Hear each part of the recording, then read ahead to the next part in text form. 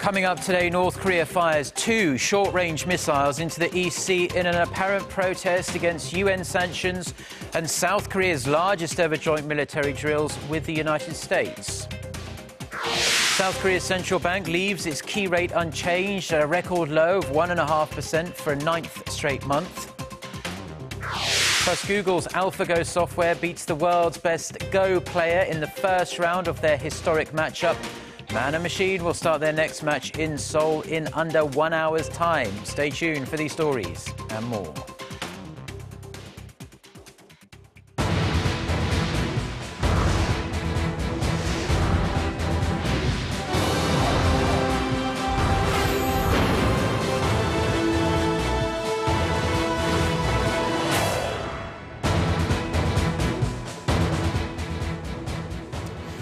Hello, it's noon on Thursday, the 10th of March. You're tuned in to our midday newscast here on Arirang TV. Thank you for joining us. I'm Mark Broom. Now, we are going to start with news that a local media outlet here in Seoul is reporting that North Korea miniaturized a nuclear warhead in the 1990s. If true, it would fly in the face of the widely held belief that Pyongyang hasn't yet got the technology or the know-how for the complex task. The source also says the regime can mass-produce the devices. Our Connie Kim has the details. Less than a week after North Korean leader Kim Jong-un ordered his military to be ready to fire nuclear weapons at any time, the regime on Wednesday released photos of what he claims is a miniaturized nuclear warhead that can be mounted on a ballistic missile, a claim that experts have greeted with skepticism. But in a surprising revelation reported by Seoul-based YTN on Thursday, a source familiar with North Korea said the miniaturized warhead was made more than 2 decades ago in the late 1990s. The source said the device has been stored in the munitions industry department in Pyongyang and has reached the point where it could be mass-produced. Another concerning point is that a stronger nuclear substance can be put into the warhead, which has more than 90 explosive lenses to trigger the explosion. The U.S. has dismissed the North's claim of warhead miniaturization, saying it does not yet have the technological capability for such a complex task. Pentagon spokesman Commander Bill Urban said Wednesday, Washington has not seen North Korea test or demonstrate the ability to miniaturize a nuclear weapon and mount it on an intercontinental ballistic missile, but added the U.S. is planning for the worst. Both South Korea and the U.S. say they're monitoring the situation and will respond to any provocations from Pyongyang. Connie Kim, Arirang News. North Korea fired 2 short-range missiles into the East Sea earlier today. Experts say the firings as an armed protest against the annual joint military exercises between South Korea and the United States that kicked off on Monday. For more, we are going to connect with our Kim Hyun-bin, standing by for us at the Ministry of National Defense in Seoul. Hyun-bin, what are you hearing? Well, Mark, South Korea's Joint Chiefs of Staff says that 2 missiles were fired at around 5:20 a.m. from North Hwanghae province, which borders South Korea. The missiles flew around 500 kilometers before falling into the East Sea and are presumed to be a type of Scud missile. The South Korean military says that it is looking into the situation and is prepared to deal with any future provocations. Now, under UN resolutions, North Korea is banned from testing ballistic missiles. Now, this comes just a few days after Pyongyang fired several rockets into the East Sea from its 300mm multiple rocket launcher. The communist regime has been ratcheting up its provocations against the Key Resolve and Full Eagle drills, which started Monday and are the largest in scale to date. Now, on Wednesday, the North threatened to demolish the Allies' military installations on the drills and exercise to take out its leadership. Now, the North has a history of launching provocations during the annual springtime drills, which Seoul and Washington maintain are purely defensive in nature. Now, some experts say the regime's provocations represent an armed protest against a set of recently adopted UN Security Council sanctions that were imposed to punish the North for its 4th nuclear test and long-distance rocket launch earlier this year. And that's all I have for now. I have more updates in the later newscast. So we are seeing a kind of physical lashing out by North Korea today, and also we have a statement of defiance out of North Korea in response to the joint drills and the latest sanctions against it. Within the last hour or so, we are hearing that Pyongyang has said that it will liquidate all South Korean assets in the north. This in response to the independent sanctions imposed on it by South Korea earlier this week, which followed, of course, the UN Security Council's new resolution against Pyongyang for its nuclear and long-range missile tests. According to an announcement by the North's Committee for the Peaceful Reunification of the Fatherland on Thursday, Pyongyang will bring an immediate end to all inter-Korean economic cooperation and business.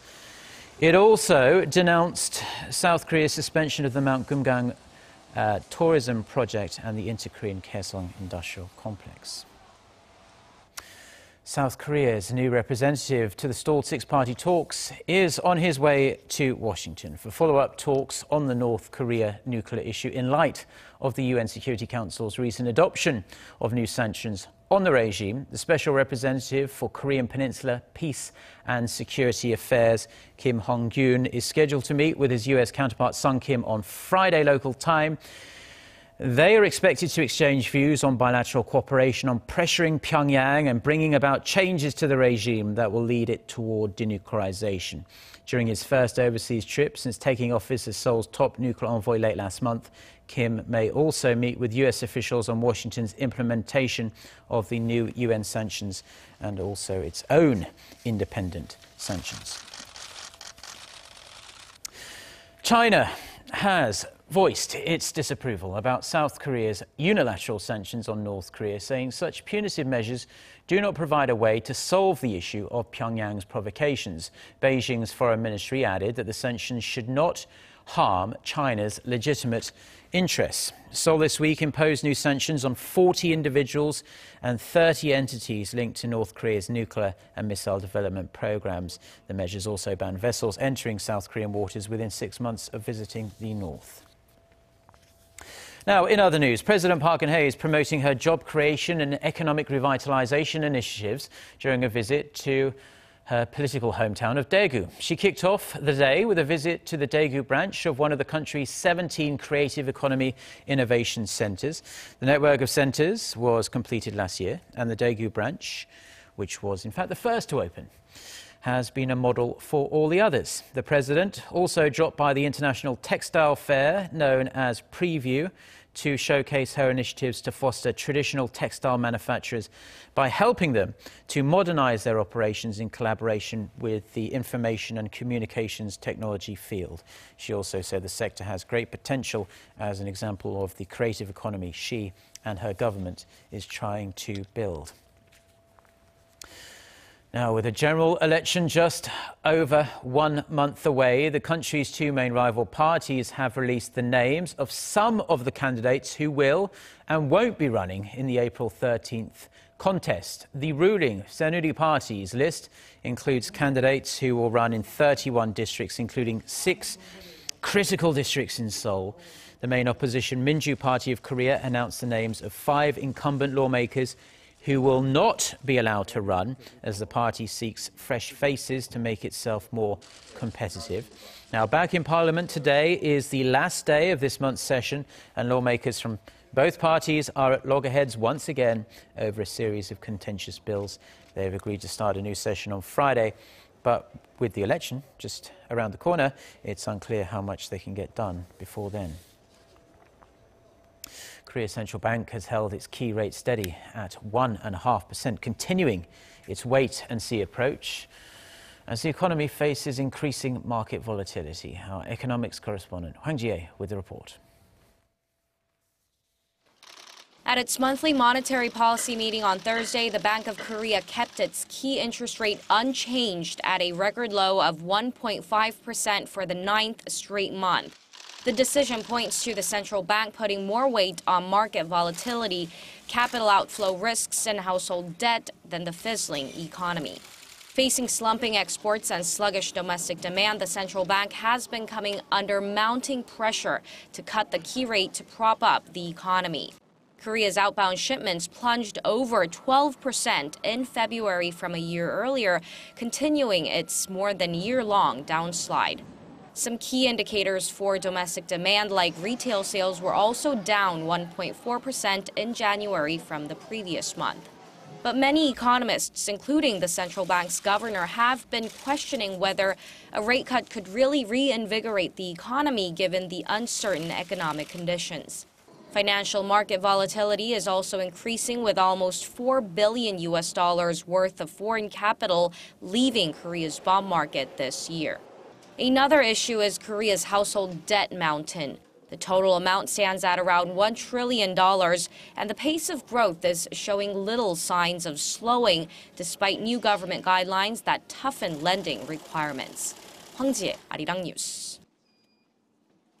Taxes and social insurance fees are accounting for a bigger proportion of household spending as more Koreans tighten their purse strings. According to a report by the National Pension Research Institute, household income rose by an average of 8.8% each year from 1990 to 2002. However, the figure dipped to 2.2% from 2013 to 2015, resulting in slowed spending. The average rate of increase in Korea's household spending was 9% from 1990 to 2002, but this dropped to 1.4% from 2013 to 2015.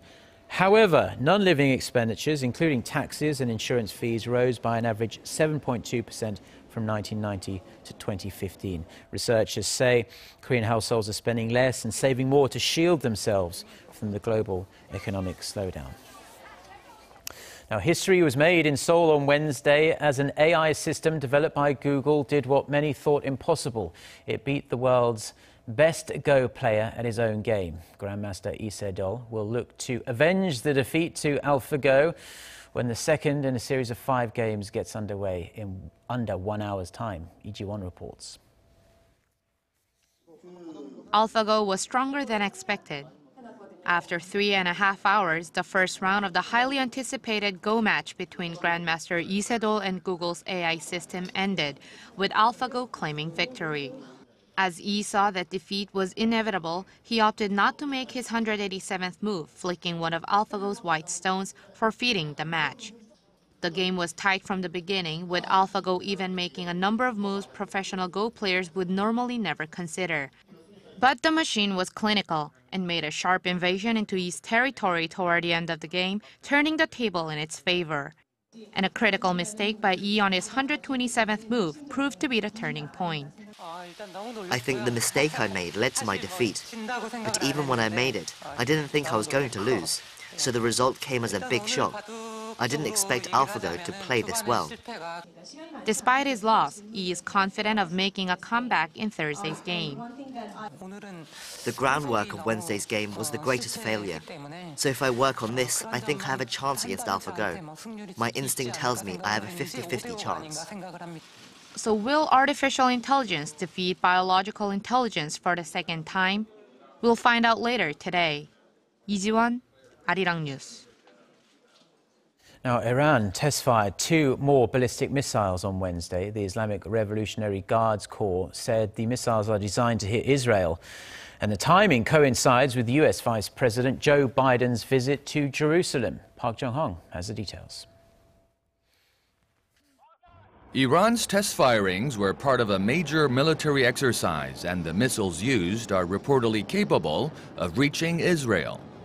The missiles, fired from northern Iran, hit targets in the southeast of the country, about 1,400 kilometers away.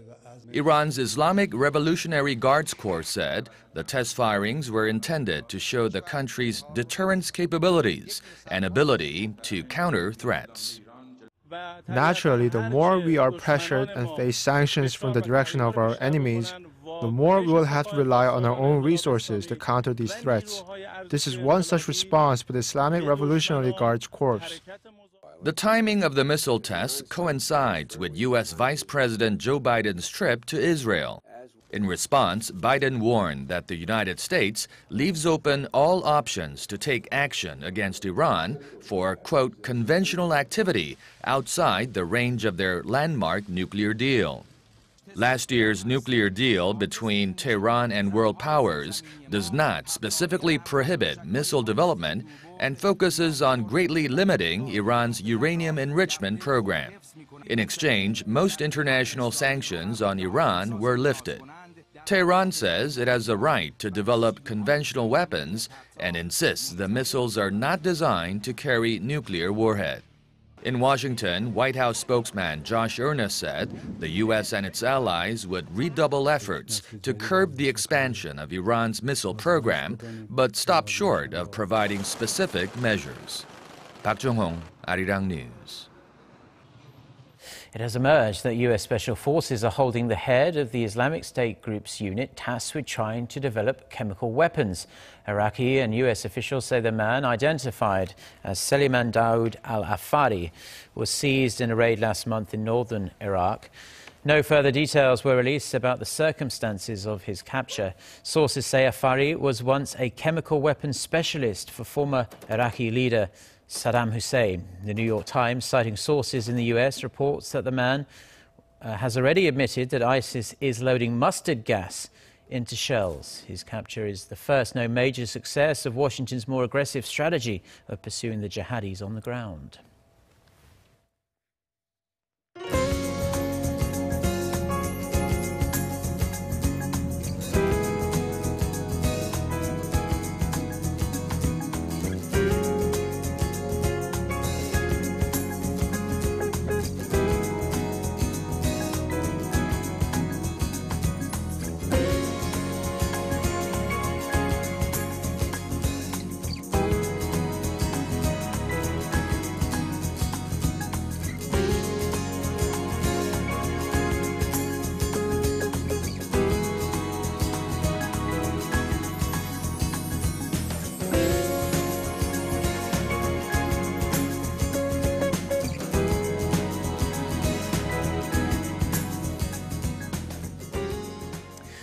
Well, those are stories we've been following on this Thursday afternoon here in Seoul. Have a wonderful day.